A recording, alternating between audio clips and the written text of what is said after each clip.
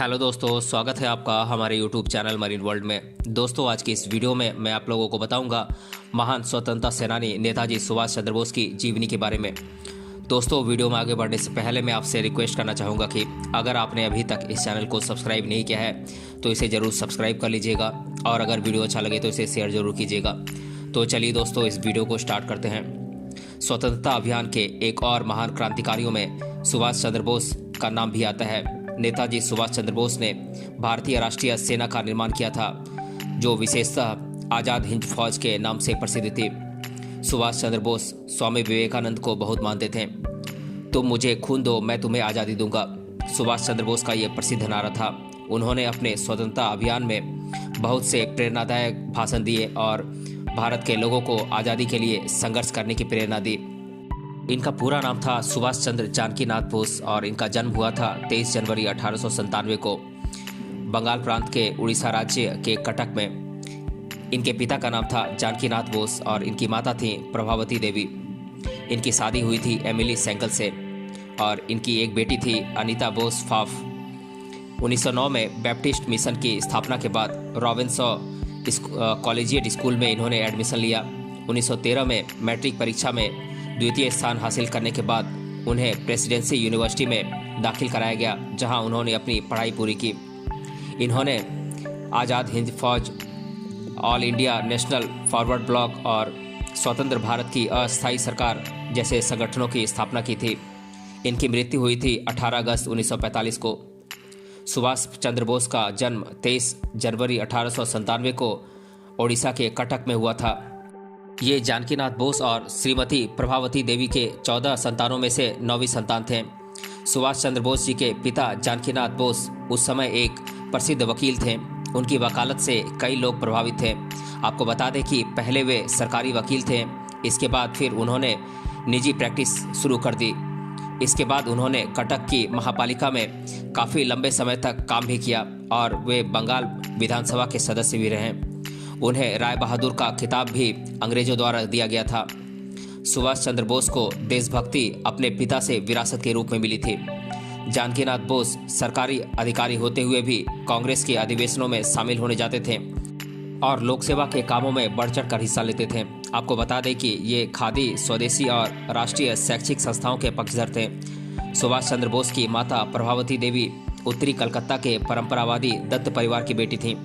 ये बहुत ही दृढ़ इच्छा शक्ति की स्वामिनी, समझदार और व्यवहार कुशल स्त्री थी। साथ ही इतने बड़े परिवार का भरण पोषण बहुत ही कुशलता से करती थीं। साहसी वीर सपूत सुभाष चंद्र बोस बचपन से ही पढ़ाई लिखाई में काफ़ी होनहार थे। उन्होंने अपनी प्राइमरी स्कूल की पढ़ाई कटक के प्रोटेस्टेंट यूरोपियन स्कूल से पूरी की और 1909 में उन्होंने रेवेंसा कॉलेजिएट स्कूल में एडमिशन लिया। नेताजी सुभाष चंद्र बोस पर अपने प्रिंसिपल बेनी माधव दास के व्यक्तित्व का बहुत प्रभाव पड़ा। इसके साथ ही उन्होंने स्वामी विवेकानंद जी के साहित्य का पूरा अध्ययन कर लिया था। पढ़ाई के प्रति अपने मेहनत और लगन से सुभाष चंद्र बोस ने मैट्रिक परीक्षा में दूसरा स्थान हासिल किया था और अपने अध्ययन से सफलता हासिल की थी। आपको बता दें कि इसके बाद 1911 में सुभाष चंद्र बोस ने प्रेसिडेंसी कॉलेज में एडमिशन लिया, लेकिन बाद में अध्यापकों और छात्रों के बीच भारत विरोधी टिप्पणियों को लेकर झगड़ा हो गया, जिसके बाद सुभाष चंद्र बोस ने छात्रों का साथ दिया और उन्हें 1 साल के लिए कॉलेज से निकाल दिया गया और उन्हें परीक्षा नहीं देने दी गई। उन्होंने बंगाली रेजिमेंट में भर्ती के लिए परीक्षा दी, लेकिन आंखों के खराब होने की वजह से उन्हें मना कर दिया गया। इसके बाद सुभाष चंद्र बोस ने 1918 में कलकत्ता यूनिवर्सिटी के स्कॉटिश कॉलेज से फिलॉसफी में BA की डिग्री प्राप्त की। फिर सुभाष चंद्र बोस ने भारतीय सिविल सेवा यानी कि ICS की परीक्षा में शामिल होने के लिए कैम्ब्रिज के फिजिट्स विलियम कॉलेज में एडमिशन लिया। अपने पिता जानकीनाथ की इच्छा पूरी करने के लिए सुभाष चंद्र बोस ने चौथे स्थान के साथ परीक्षा पास की और सिविल सेवा विभाग में नौकरी हासिल की, लेकिन सुभाष चंद्र बोस लंबे समय तक इस नौकरी को नहीं कर पाए, क्योंकि सुभाष चंद्र बोस के लिए ये नौकरी मानो किसी ब्रिटिश सरकार के अंदर काम करने जैसी थी।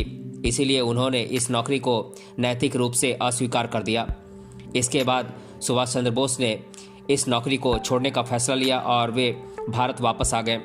वहीं सुभाष चंद्र बोस के अंदर बचपन से ही देशभक्ति की भावना थी, इसीलिए वे स्वतंत्रता संग्राम में योगदान देने के लिए भारतीय राष्ट्रीय कांग्रेस में शामिल हो गए और भारत को आज़ादी दिलाने के लिए उन्होंने अपना महत्वपूर्ण योगदान दिया।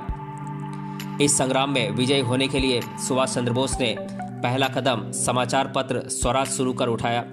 इसके अलावा उन्होंने बंगाल प्रांतीय कांग्रेस कमेटी के लिए भी प्रचार प्रसार का काम संभाला। चित्तरंजन दास के मार्गदर्शन और सहयोग के साथ नेताजी सुभाष चंद्र बोस में राष्ट्रवाद की भावना का विकास हुआ। इसके बाद जल्द ही उन्होंने अखिल भारतीय युवा कांग्रेस के प्रेसिडेंट की अध्यक्षता हासिल की और 1923 में बंगाल राज्य के लिए कांग्रेस के सचिव के रूप में उन्होंने काम किया। इसके अलावा सुभाष चंद्र बोस को फॉरवर्ड अखबार का संपादक बना दिया गया। इस अखबार को चित्तरंजन दास ने स्थापित किया था। इसके साथ ही बोस ने कलकत्ता नगर निगम के CEO पद के लिए भी सफलता हासिल की और राष्ट्रहित की भावना सुभाष चंद्र बोस में कूट कूट कर भरी थी। इसीलिए आज़ादी के लिए भारतीय संघर्ष में उनका राष्ट्रवादी नज़रिया और योगदान अंग्रेज़ों के साथ अच्छा नहीं रहा। इसीलिए 1925 में उन्हें मांडले जेल में भेज दिया गया। नेताजी सुभाष चंद्र बोस 1927 में जेल से बाहर आ गए। इसके बाद उन्होंने अपने राजनीतिक करियर को एक आधार देकर विकसित किया। सुभाष चंद्र बोस ने कांग्रेस पार्टी के महासचिव के पद को सुरक्षित कर लिया और गुलाम भारत को अंग्रेजों के चंगुल से आज़ाद कराने की लड़ाई में भारत के प्रथम प्रधानमंत्री पंडित जवाहरलाल नेहरू के साथ काम करना शुरू कर दिया। सुभाष चंद्र बोस अपने कामों से लोगों पर अपना प्रभाव छोड़ रहे थे। इसलिए इसके 3 साल बाद उन्हें कलकत्ता के मेयर के रूप में चुना गया। 1930 के दशक के मध्य में नेताजी ने बेनिटो मुसेलिनी समेत पूरे यूरोप की यात्रा की। अपने कामों से नेताजी ने कुछ ही सालों में लोगों के बीच अपनी एक अलग छवि बना ली थी। इसके साथ ही वे एक नौजवान सोच लेकर आए थे, जिसके चलते वे यूथ लीडर के रूप में लोगों के बीच प्रिय हुए और राष्ट्रीय नेता भी बन गए। कांग्रेस की एक बैठक के दौरान कुछ नए और पुराने विचारधारा के लोगों के बीच मतभेद हुआ, जिसमें युवा नेता किसी भी नियम पर चलना नहीं चाहते थे, जबकि वे खुद के हिसाब से चलना चाहते थे। वहीं पुराने नेता ब्रिटिश सरकार के बनाए नियम के साथ आगे बढ़ना चाहते थे। वहीं सुभाष चंद्र बोस और गांधी जी के विचार भी बिल्कुल अलग थे। सुभाष चंद्र बोस महात्मा गांधी जी की अहिंसावादी विचारधारा से सहमत नहीं थे। उनकी सोच नौजवानों वाली थी, जो हिंसा में भी भरोसा रखते थे। दोनों की विचारधारा अलग अलग थी, लेकिन मकसद गुलाम भारत को आज़ाद कराने का ही था। आपको बता दें कि जब नेताजी सुभाष चंद्र बोस ने कांग्रेस अध्यक्ष के पद के रूप में नामांकन जीता था, उस समय उनके नामांकन से महात्मा गांधी जी खुश नहीं थे। यहाँ तक कि उन्होंने बोस की प्रेसिडेंसी के लिए भी विरोध किया था, जबकि ये पूर्ण स्वराज प्राप्त करने के लिए ही था। बोस ने अपना कैबिनेट बनाने के साथ साथ भारतीय राष्ट्रीय कांग्रेस में मतभेदों का भी संघर्ष किया। 1939 के कांग्रेस के अध्यक्ष पद के चुनावों में बोस ने पटाभी सीतारामैया को भी हराया था, जो कि गांधी जी के चुने हुए उम्मीदवार थे। लेकिन लंबे समय तक उनकी प्रेसिडेंसी जारी नहीं रह सकी, क्योंकि उनकी विश्वास प्रणाली कांग्रेस कार्यकारिणी समिति के विपरीत थी। 1939 का वार्षिक कांग्रेस अधिवेशन त्रिपुरी में हुआ था। इस अधिवेशन में बीमारी की वजह से वह शामिल नहीं हो सके। इसके बाद 29 अप्रैल 1939 को सुभाष चंद्र बोस ने कांग्रेस के अध्यक्ष पद से इस्तीफा दे दिया। कांग्रेस के अध्यक्ष पद से इस्तीफा देने के बाद सुभाष चंद्र बोस ने 22 जून 1939 को फॉरवर्ड ब्लॉक का गठन किया। हालांकि बोस ने ब्रिटिश शासकों का विरोध किया, लेकिन सुभाष चंद्र बोस ब्रिटिश सरकार के सुव्यवस्थित और अनुशासित रवैये से बेहद प्रभावित थे। द्वितीय विश्व युद्ध के दौरान सुभाष चंद्र बोस ने कांग्रेस नेतृत्व से बिना सलाह लिए भारत की तरफ से युद्ध करने के वायसराय लॉर्ड लिनलिथगो के फैसले के विरोध में सामूहिक नागरिक अवज्ञा यानी कि सिविल डिसोबीडियंस की वकालत की। उनके इस फैसले की वजह से उन्हें 7 दिन की जेल की सज़ा काटनी पड़ी थी और 40 दिन तक गृह गिरफ्तारी यानी कि होम आइसोलेशन नज़रबंदी झेलनी पड़ी थी। गृह गिरफ्तारी के 41वें दिन जर्मनी जाने के लिए सुभाष चंद्र बोस मौलवी का वेश धारण कर अपने घर से निकले और इटालियन पासपोर्ट में ऑरलैंडो मेजेटा के नाम से अफगानिस्तान, सोवियत संघ, मॉस्को और रोम से होते हुए जर्मनी पहुंचे। Adam von Trott zu Solz के मार्गदर्शन में सुभाष चंद्र बोस ने भारत के विशेष ब्यूरो की स्थापना की, जिसने जर्मन प्रायोजित आज़ाद हिंद रेडियो पर प्रसारण किया। सुभाष चंद्र बोस ने इस तथ्य पर भरोसा किया कि दुश्मन का दुश्मन एक दोस्त होता है और इस तरह उन्होंने ब्रिटिश साम्राज्य के खिलाफ जर्मनी और जापान से सहयोग की मांग की। बोस ने बर्लिन में फ्री इंडिया सेंटर की स्थापना की। वहीं फ्री इंडिया लीजन के लिए लगभग 3000 भारतीय कैदियों ने साइन अप किया था। जर्मनी के युद्ध में पतन और जर्मन सेना की वापसी से सुभाष चंद्र बोस ने इस बात का अंदाजा लगा लिया था कि अब जर्मन सेना भारत से अंग्रेजों को बाहर निकालने में मदद नहीं कर पाएगी। इसके बाद सुभाष चंद्र बोस जुलाई 1943 में जर्मनी से सिंगापुर चले गए, जहां उन्होंने भारतीय राष्ट्रीय सेना के गठन की उम्मीद फिर से जगाई। और आपको बता दें कि भारतीय राष्ट्रीय सेना को सबसे पहले कप्तान जनरल मोहन सिंह ने 1942 में स्थापित किया था। इसके बाद राष्ट्रवादी नेता रास बिहारी बोस ने इसकी अध्यक्षता की थी। बाद में रास बिहारी बोस ने इस संगठन की पूरी जिम्मेदारी सुभाष चंद्र बोस को सौंप दी थी। वहीं इसके बाद भारतीय राष्ट्रीय सेना यानी कि आईएनए को आज़ाद हिंद फौज और सुभाष चंद्र बोस को नेताजी के नाम से जाना जाने लगा। नेताजी ने न केवल सैनिकों को फिर से संगठित किया, बल्कि उन्होंने दक्षिण पूर्व एशिया में अप्रवासी भारतीयों का ध्यान भी अपनी तरफ खींचा। वहीं लोगों में फौज में भर्ती होने के अलावा वित्तीय सहायता भी उन्होंने देना शुरू कर दिया।